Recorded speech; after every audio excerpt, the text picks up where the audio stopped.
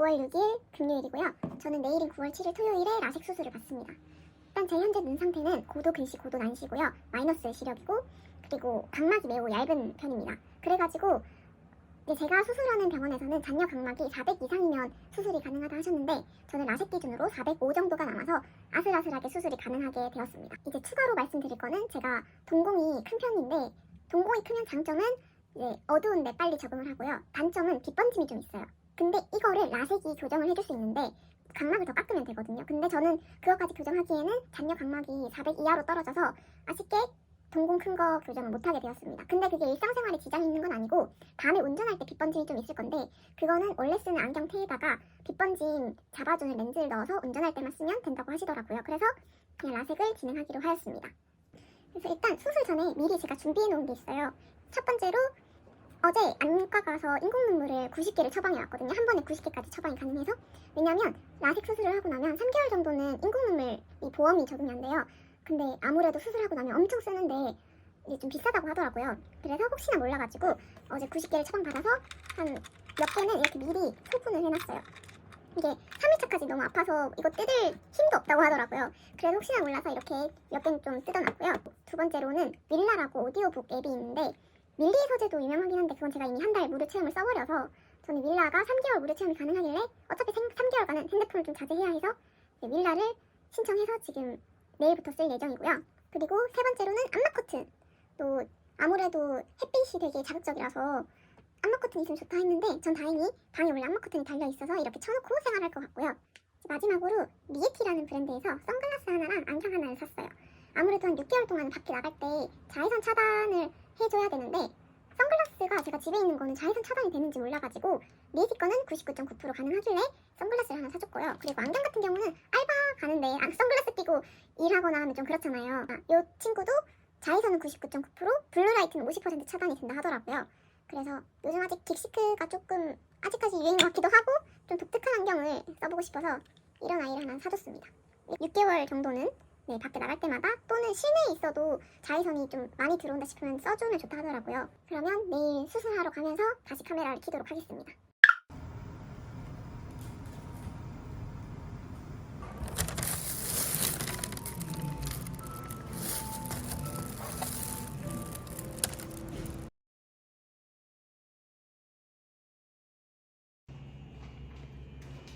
오늘 하루는 실눈 뜨거나 눈을 뜨지 말래요.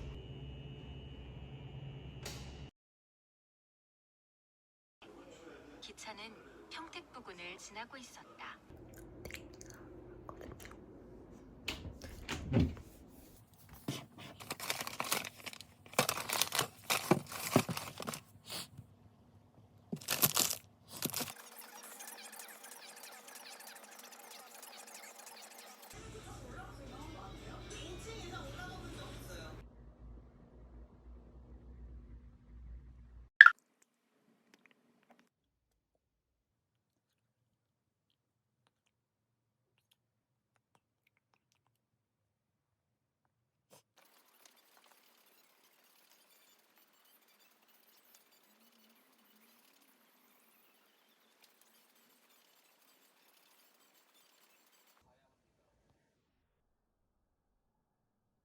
태우면이고 너 아버지는 소양인이더라.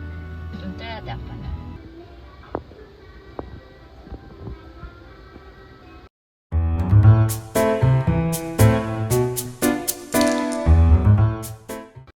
오늘은 수술 3일차고요.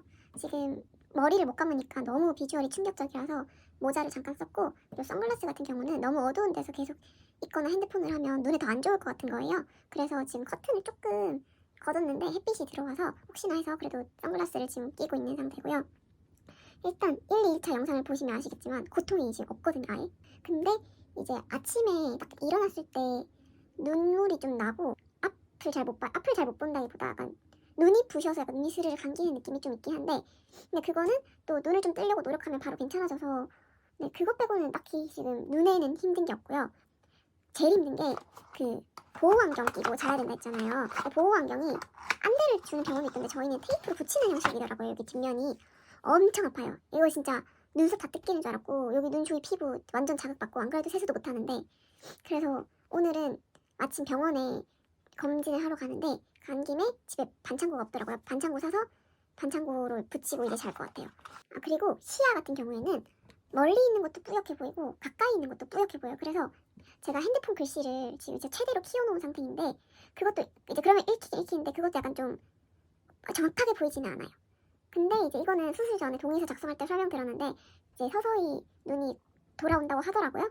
근데 오늘 딱 2일차랑 비교해봤을 때 조금은 돌아오고 있는 것 같긴 해요. 근데 아직까지는 그래도 가까이 있는 것도 뿌옇게 보여서 뭐 글을 읽는다거나는 못할 것 같고요. 그래서 너무 걱정했던 거랑 다르게 고통이 없어서 좀 당황스럽고 그래서 오늘은 병원에 검진을 가러 나간 김에 다이소도 들려서 필요한 것들 좀 사고 그러고 돌아오고 왔습니다. 병원 갑니다.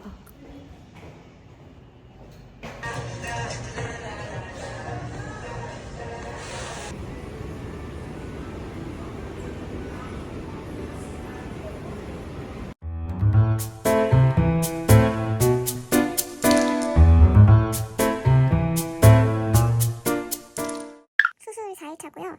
비주얼이 충격적이라서 우짤손이 지금 저를 대체하고 있고 어제 돌아다니기도 했고 내일 미용실 가서 머리 감고 친구 만나기로 해서 오늘은 집에서 최대한 편집도 하고 쉴 예정입니다. 그리고 저는 메모지에다가 이렇게 인공눈물 몇 번 넣었는지 항생제 몇 번 넣었는지 체크하고 있거든요.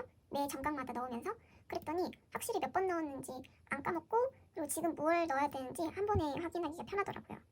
꿀팁입니다.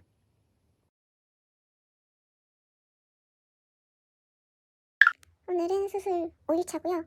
머리는 어제 미용실 가려 했는데 엄마가 뭐하러 돈 주고 가냐고 엄마가 감겨주겠다 해서 엄마가 어제 저녁에 감겨줬거든요. 이제 이렇게 해서 머리를 감았는데 제가 그림을 매우 못 그리는데 이렇게 생긴 자료 화면도 없더라고요. 아무튼 이런 자세로 머리를 감았는데 목 뒤에 멍들었어요. 저처럼 그냥 저렇게 기대지 마시고 다들 수건이라도 대고 감으시는 걸 추천드리고 사실 어제도 괜찮았긴 한데 지금 이제 완전히 선글라스를 빼도 형광등을 봐도 아무렇지도 않고 밖을 봐도 아무렇지도 않거든요. 그래서 이제 진짜 딱히 살짝 흐리게 보이는 거? 그거 말고는 수술 전이랑 크게 다를 게 없는 것 같아요. 오늘은 약속이 있는 날이라서 그래서 머리를 감은 것도 있고 이제 점심까지 집에서 뭐 유튜브를 보든 편집을 좀 하든 시간을 보내다가 그리고 점심 먹고 친구를 만나러 나갈 것 같습니다. 이 모공이 좀 부끄럽긴 한데 이렇게 약간 보이시나요? 약간 그 보호렌즈가 이렇게 씌워져 있어요. 7일차인 금요일에 제거를 합니다. 그러면 이제 세수도 뻑뻑뻑뻑뻑뻑 할 수 있고 그리고 머리도 팍팍팍팍 그냥 막 감아도 되고 네, 물이 들어가도 돼요.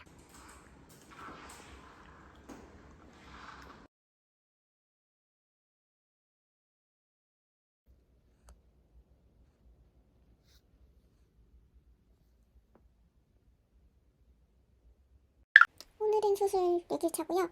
사실 이제 영상을 이렇게 기록하는 게 의미가 있나 싶더라고요. 왜냐면 고통이 점점 나아지고 있는 것도 아니고 원래부터 없었으니까 그래가지고 딱히 영상을 찍을 것도 없더라고요. 그래서 어차피 내일 보호렌즈 제거하면 이제 뭐 세수도 가능하고 샤워도 막 할 수 있고 그냥 일상생활이 아예 가능하거든요. 그래서 마지막으로 이제 수술하고 6일 동안 지내면서 이거는 진짜 미리 하길 잘했다 하는 것들을 딱 3가지만 소개시켜드리고 영상을 끝내려 합니다. 첫 번째로 핸드폰이나 아이패드 같은 전자기기들을 다크모드로 다 바꿔놓고 글씨를 최대로 키워놓은 거예요. 아무래도 고통이 없어도 막 이런 불빛 같은 거나 특히 핸드폰 밝기 같은 게 되게 보기가 힘들거든요. 저 한 3일차까지는 좀 힘들었던 것 같아요. 근데 다크모드가 확실히 눈이 너무 편하고 약간 눈시림 정도라 해야 되나? 밝은 걸 봤을 때 눈이 약간 스르르 감기는 거 있잖아요. 그게 좀 덜하더라고요. 그리고 글자 크기 이게 진짜 너무 좋았는데 아무래도 지금도 조금은 흐리고 한 일주일에서 2주일 정도는 조금 글 같은 게 흐리게 보인다 하더라고요. 그러다 보니까 초반에는 유튜브를 보고 싶은데 유튜브 자막이 안 보여서 막 확대해서 보고 했거든요. 그냥 안 보면 될 것을. 아무래도 카톡 같은 거는 그래도 답장을 해줘야 되잖아요. 이렇게 미리 키워놓으니까 네, 편하더라고요. 수술하고 나서. 그리고 이제 이건 약간 자매품인데 그 아이폰 같은 경우는 전화가 오면 전화가 누구한테 왔냐면 예를 들어서 엄마 하트면 엄마 하트님께 전화가 왔다 이렇게 읽어주는 게 있는데 저는 그래도 화면을 볼 수 있어서 그 기능이 굳이 필요는 없었지만 만약 화면도 보기 힘드신 분이라면 그것도 같이 미리 켜놓는 게 도움이 많이 될 것 같습니다. 그리고 두 번째로는 유튜브 같은 거에 들을 거 미리 플레이리스트 만들어 놓는 건데 저 같은 경우는 아이돌 라디오를 미리 플리에 이렇게 모아놨거든요. 뭐 팬분이 편집한 영상이라든지 아니면 공식 유튜브 계정에서 올라온 거라든지 만약에 미리 안 모아놓으면 계속 검색해서 이제 찾아서 들어야 되는데 아마 눈이 아프면 그것까지 찾아볼 정신이 없을 것 같아서 저는 이제 미리 만들어 놓는 걸 추천드리고, 마지막으로 메모지에 이제 인공 눈물이나 항생제 넣은 횟수 체크하는 거, 그걸 체크하니까 확실히 제가 이제는 뭘 넣어야 되는지, 올 하루 총 몇 번 넣었는지 확인하는 게 너무 편하더라고요.